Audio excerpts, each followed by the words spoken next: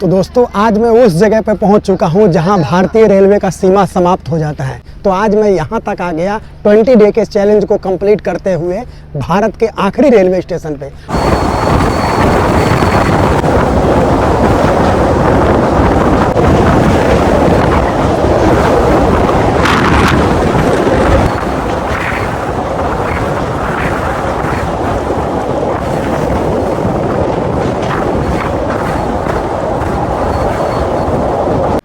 तो फाइनली दोस्तों सुबह हो चुकी है और मैं देखो जिस जगह पे सोया था उसी जगह से उठ रहा हूँ। तो यहीं पर कहीं बाहर नहाना वगैरह पड़ेगा और कुछ मेरे गमछी वगैरह हैं जिसको मैं खींचूंगा। और ये देखो एक छोटा सा प्रतीक्षालय बनाया गया है जहाँ आप बैठकर ट्रेन वगैरह का इंतज़ार कर सकते हैं। और यहाँ पर सारी ट्रेनों का स्टॉपेज ख़त्म हो जाता है, इसके लिए यहाँ पर कोई विकास नहीं है। अभी उधर स्ट्रक्चर वगैरह बनाया जा रहा है, तो मुझे लग रहा है इसको कंप्लीट होने में कम से कम 10 साल लगेंगे, क्योंकि भैया जिस जगह पे ट्रेन आके ख़त्म हो जा रही है उस जगह पर क्या विकास होगा। एक ये लिया हूँ और एक कप चाय, ये दोनों पड़े मुझे 25 रुपए के। और यार टेस्टी है, बहुत टेस्टी है, पता नहीं क्या है, बहुत मस्त है। तो भाई बड़े मुश्किल से पानी का जुगाड़ हुआ और मैं नहा लिया। नहाने के बाद देखो मैं बिल्कुल फ्रेश हूँ और रेडी हूँ और अभी लगभग 8:30 बज रहे हैं और अब मैं जाने वाला हूँ यहाँ से मदुरई, क्योंकि नहाते वक्त मैंने ये तय किया और लोगों से पूछा, कुछ लोग वहाँ पर भी स्नान कर रहे थे कि मुझे यहाँ से कहाँ जाना चाहिए। तो कुछ लोग बोल रहे थे कि आप यहाँ से रामेश्वरम चले जाओ, तो मैं सोच रहा हूँ कि मैं मदुरई होते हुए रामेश्वरम जाता हूँ, क्योंकि डायरेक्ट रामेश्वर जाने से भी क्या फ़ायदा, वैसे भी मैं स्टेशन से बाहर नहीं निकल सकता। तो मैं यहाँ से मदुरई जाता हूँ, मदुरई से रामेश्वरम जाता हूँ, ये सबसे अच्छा रहेगा और मेरे लिए रूट बहुत अच्छा रहेगा। और ये देखो स्टेशन के बाहर कुछ काम हो रहा है, स्टेशन का ही थोड़ा स्टेशन छोटा है ना, तो इसको बड़ा किया जा रहा है। तो चलो चलते हैं, अपना एक टिकट लेते हैं जनरल कोच का मदुरई का। और ये देखो स्टेशन है और यहाँ से अंदर जब जाएंगे ना तब आपको टिकट वगैरह का व्यवस्था मिल जाएगा। ये देखो ये टिकट काउंटर, यहाँ से आप टिकट लेंगे। भाई मैं यहाँ पर आया था ना मदुरई का टिकट लेने के लिए, तो मुझे बोला जा रहा है कि दिन में मदुरई या रामेश्वरम की कोई गाड़ी ही नहीं है, अब आपको रात में जाना पड़ेगा, यानी कि 11 बजे के बाद पूरा दिन अब मुझे अभी यहीं स्टेशन पर रहना पड़ेगा। दिन में कोई गाड़ी ही नहीं यार, मैं कौन से स्टेशन पर आ गया हूँ कन्याकुमारी में, मेरे तो लगे पड़े हैं यार, मैं क्या करूँ, मेरे को समझ में नहीं आ रहा। जैसे एसी डिलक्स रूम है, ये 1600 का है और 900 का प्लस 225, मतलब ये एडिशनल चार्ज है। जैसे अगर कोई बंदा आपके साथ बढ़ रहा है तो उसको एक्स्ट्रा देना पड़ेगा या फिर 700 रुपये एक्स्ट्रा देना पड़ेगा। इसमें अगर 4 लोग से ज़्यादा हो 100, लेकिन ये सारे जो चार्ज है ना ये 12 घंटे के, मतलब आप इन पैसों में सिर्फ 12 घंटे रह सकते हैं, या तो फिर आप 130 रुपये या 175 रुपया देकर 1 आवर के हिसाब से रह सकते हैं। जैसे मतलब 1 घंटा अगर आपको रहना है तो 130 रुपया पर घंटा के हिसाब से जितना देर रुकना चाहें यहाँ पर रुक सकते हैं। ये एरिया देखो बिल्कुल खाली, यहाँ पर आप बैठ सकते हैं। और मुझे वहाँ पर पानी लेना, चलो मैं आपको दिखाता हूँ। एक कैंटीन है छोटा सा, जहाँ पर आपको शाम के 7 बजे तक ही, 7 साढ़े 7 बजे तक ही नाश्ता या खाना वगैरह मिलता है, वो भी नॉर्मल, ज़्यादा कुछ नहीं, बस हल्का फुल्का इडली वड़ा या डोसा ऐसा ही कुछ, बाकी और कुछ आप चाहेंगे तो नहीं मिलेगा। और इस जगह से मुझे लेना है पानी, लेकिन मैं पहले चेक करूंगा कि ठंडा है कि नहीं।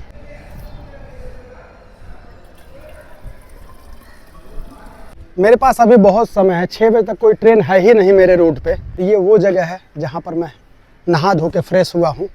ये देखो ये टॉयलेट बाथरूम वगैरह जो भी है, आप यहाँ पर पानी वगैरह लेके यहाँ बाहर भी नहा सकते हैं। तो मैं तो यहीं बाहर ही नहा लिया था, बाल्टी का जुगाड़ किया और उसके बाद नहा के रेडी हो गया हूँ।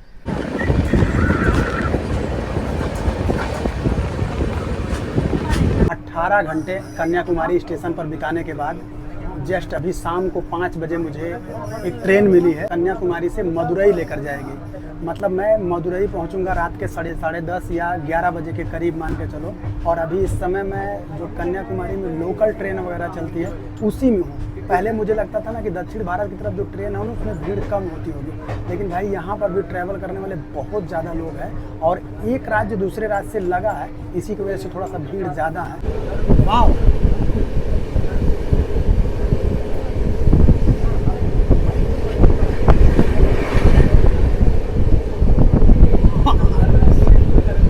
जनरल टिकट में ना आप भगवान के भरोसे सफ़र करते हैं। मतलब अगर आपको सीट मिल जा रही है जनरल में, कभी भी ऐसा आपको लगे कि आपको सीट मिल गया, तो समझो यार कि आप 100 में से सबसे ज़्यादा लकी इंसान हो, है ना आप लोग। जितने फुलवारी हैं उससे ज़्यादा रंगीन मौसम है, और सबसे अच्छा जैसा लग रहा है कि नेचर खुद चल के यार तमिलनाडु और केरल कर्नाटक में घूम रहा है। ये पहाड़ियाँ देखो, ऊपर हरे भरे खेत देखो चारों तरफ, कितना अच्छा माहौल बना हुआ है। भाई अभी तक ना मुझे बहुत कन्फ्यूजन था कि मैं कन्याकुमारी क्यों आया, लेकिन जो नज़ारे मेरे को दिख रहे हैं ना भाई, बल्ले बल्ले कर रहे हैं। इतना अच्छा अच्छा, जो आप गेट से बाहर आप देखोगे ना तो आपको लगेगा कि ये ट्रेन साली रुके ही ना, चलती ही रह जाए। इतना अच्छा अच्छा नज़ारा आपको दिखता है, फिर आप उसको एंजॉय करते हुए पूरा रास्ता जाते हैं। भाई जो आप बड़े बड़े टरबाइन देख रहे हो ना, पंखे की तरह चल रहा है, ये खुद की बिजली उत्पन्न करने के लिए है। मतलब तमिलनाडु में 90% बिजली लगता है जैसे लोग खुद बना रहे हैं, उन्हें सरकार से कोई मतलब नहीं।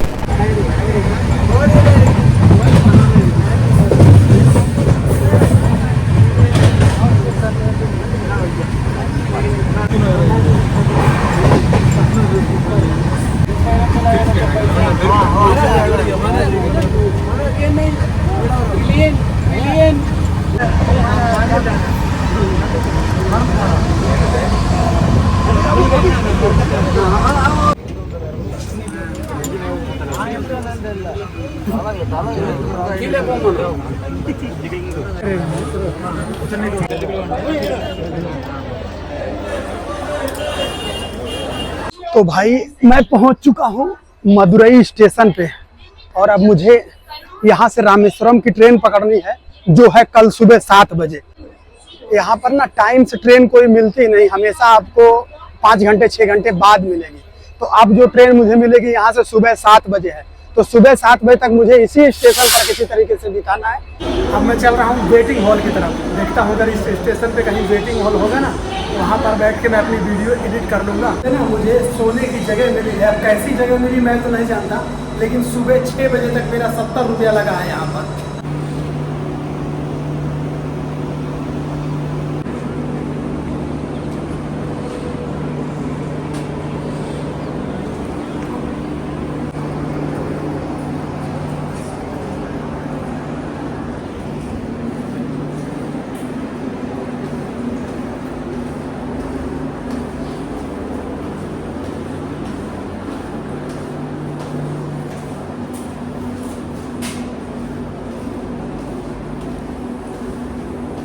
सुबह सुध के उठ जाना और फिर अपनी ट्रेन पकड़ना, ये भी बहुत बड़ी बात है।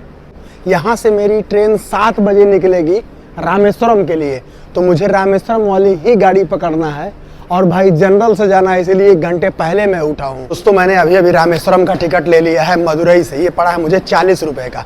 इसका मतलब मदुरई से रामेश्वरम की दूरी बहुत नज़दीक है, मुझे ज़्यादा समय नहीं लगेगा। मुझे मेरी गाड़ी 3 नंबर प्लेटफॉर्म से मिलने वाली है, तो मैं फटाफट 3 नंबर प्लेटफॉर्म जाता हूँ और आज सीट पकड़ के बैठ लेता हूँ। पहले वाली गलती नहीं करने वाला, क्योंकि भैया अगर आप लोकल में फंस गए तो क्या उत्तर भारत क्या दक्षिण भारत कोई फ़र्क नहीं पड़ता, भीड़ बहुत ज़्यादा रहती है। इस ट्रिप में ना मैंने अपनी लाइफ में पहली बार कोई अच्छा काम किया है कि फालतू की रिकॉर्डिंग छोड़ के डायरेक्ट ट्रेन में आ गया हूँ, क्योंकि मुझे पहले ऐसा लगता था ना कि भीड़ सिर्फ हमारे तरफ होती है, यहाँ पर भी बहुत भीड़ होती है लोकल ट्रेनों में। तो फाइनली मैं सीट पकड़ लिया हूँ और ऐसी जगह पे बैठा हूँ, अगर मैं बाहर नहीं जा सकता तो भी मैं अपनी रिकॉर्डिंग कर सकता हूँ।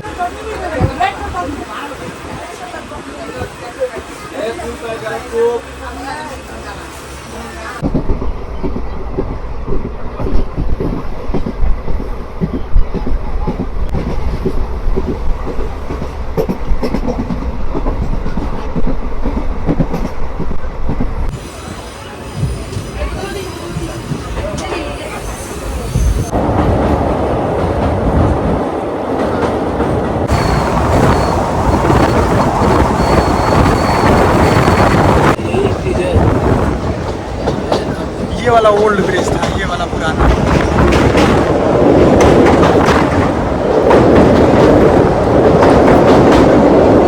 अरे वाह मेहनत सफल भयो छे।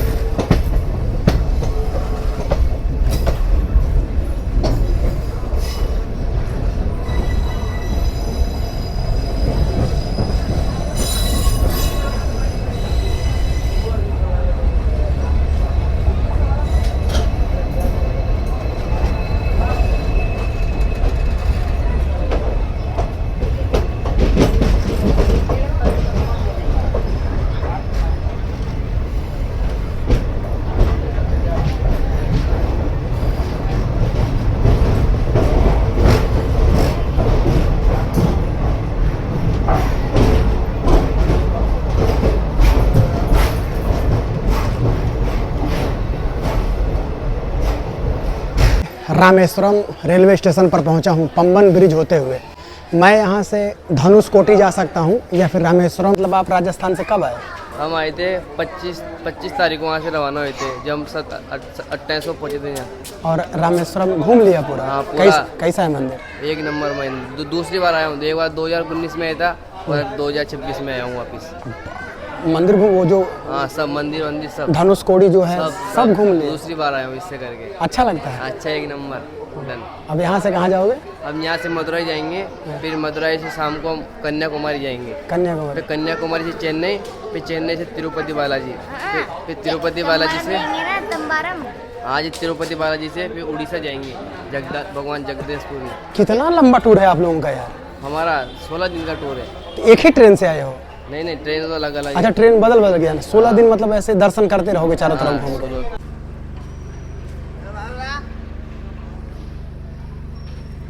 तो दोस्तों, आज मैं उस जगह पर पहुंच चुका हूं जहां भारतीय रेलवे का सीमा समाप्त हो जाता है। इसके बाद ना इंडिया सरकार ना भारत सरकार कोई भी ट्रेन की पटरी बिछा ही नहीं सकती, क्योंकि मैं भारत के आखिरी छोर पे हूं और यहां से शुरू होता है समुद्र और समुद्र के बाद स्टार्ट हो जाता है श्रीलंका।